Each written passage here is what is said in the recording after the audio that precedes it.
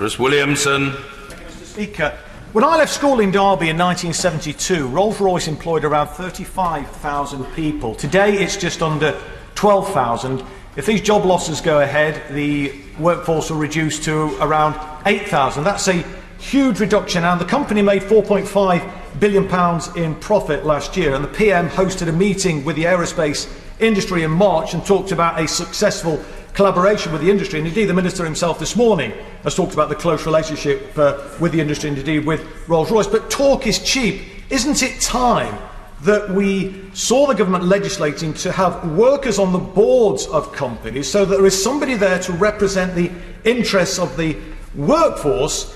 Because at the moment we're seeing an expanding workforce, an expanding companies, you say, expanding order books, and yet the workforce is diminishing. Isn't this a failure of shareholder capitalism, which basically sacrifices jobs on the altar of higher shareholder dividends? Well, I understand why a member with a strong constituency interest in the workforce there, of course, would be anxious and combative in defending the interests of the workforce.